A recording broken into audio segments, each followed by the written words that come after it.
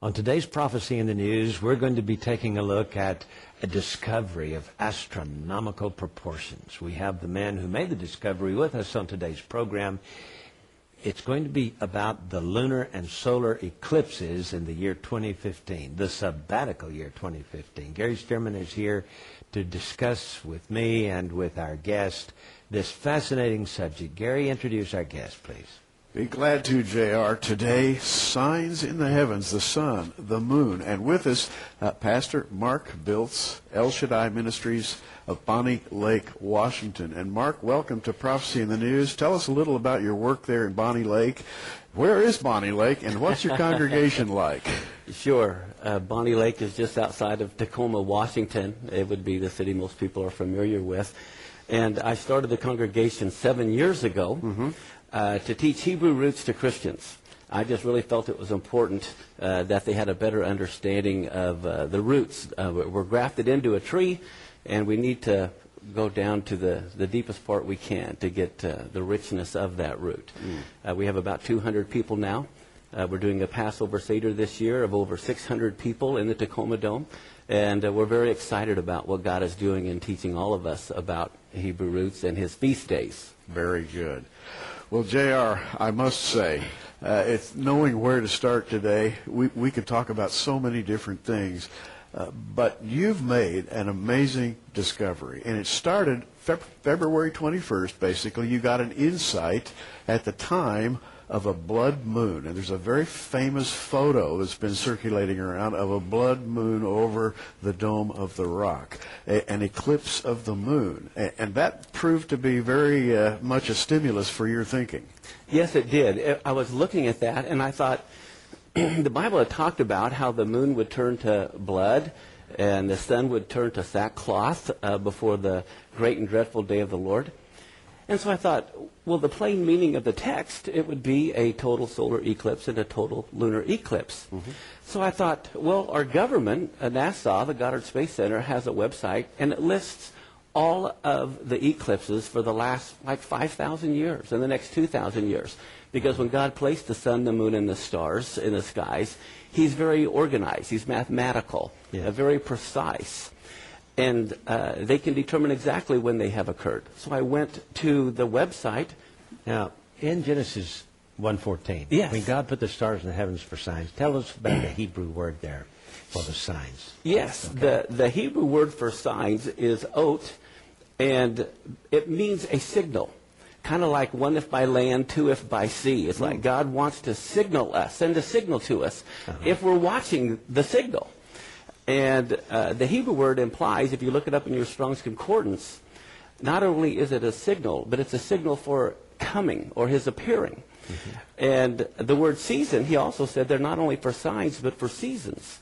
Well, when we think seasons in our normal mindset, we're thinking winter, spring, summer, fall. Yes. But the Hebrew word is the moed, which refers directly to the festivals of the Messiah. It literally means a divine appointment. When we hear the word feast, we think food. But the Hebrew word has nothing to do with food. It has to do with a divine appointment, as if God has a day timer. And he says, okay, I'm going to mark the day and the time when I'm going to signal my appearings. Amazing. You know, the idea of the blood moon and the solar eclipse and lunar eclipses, down through history, many of the ancient profane historians, I say profane because they're not religious, okay? I'm talking about Roman historians, Greek historians, when a general goes out with his troops to war, there are oftentimes written in the history of this world, on a certain day there was a solar eclipse, the sun turned dark, and a certain night there was a blood moon when the moon went out. And these are time markers that help historians to find out when those particular events took place. For example, Flavius Josephus said that shortly after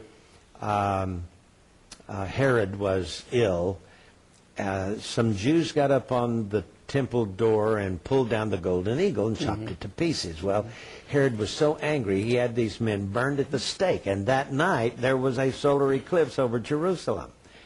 So, you know, this is really fascinating that these are time markers historically and have historically been used in historical writings that they are very significant.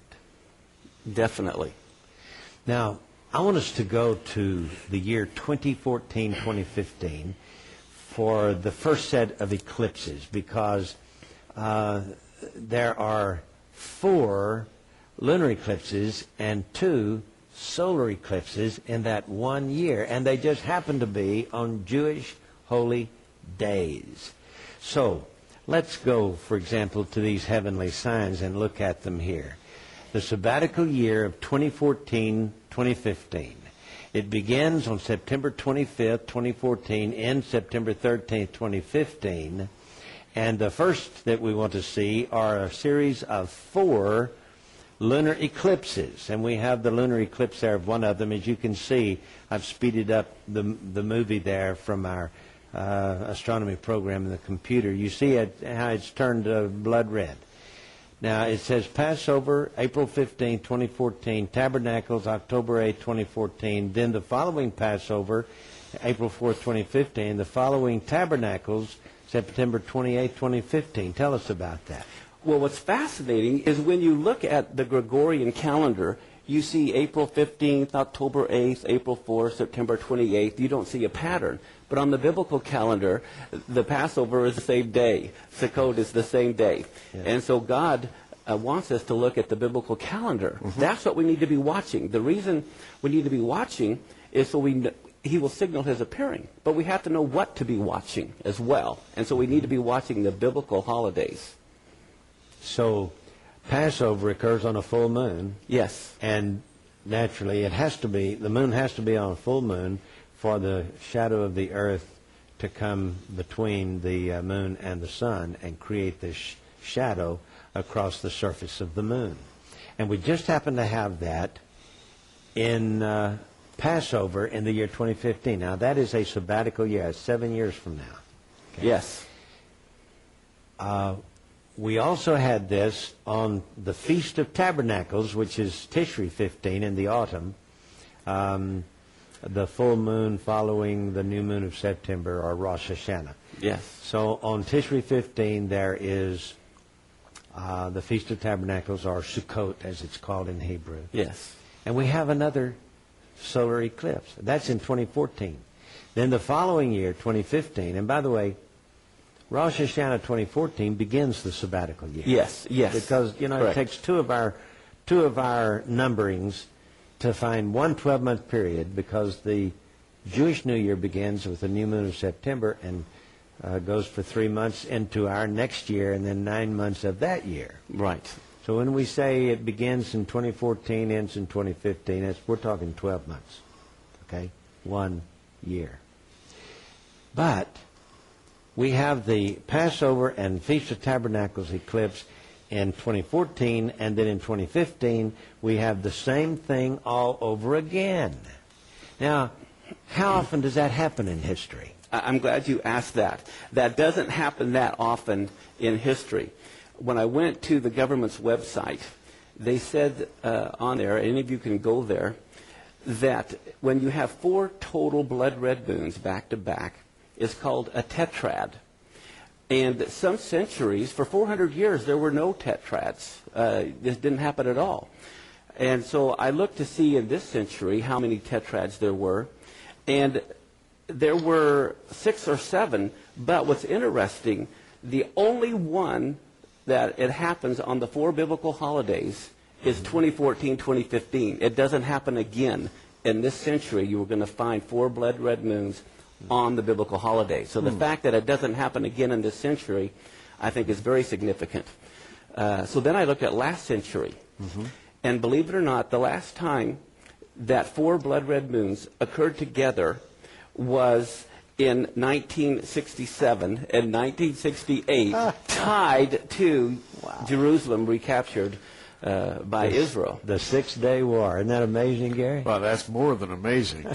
Now, what we have here, and don't be confused, this is really simpler than it sounds. The Lord seems to be marking dates with signs.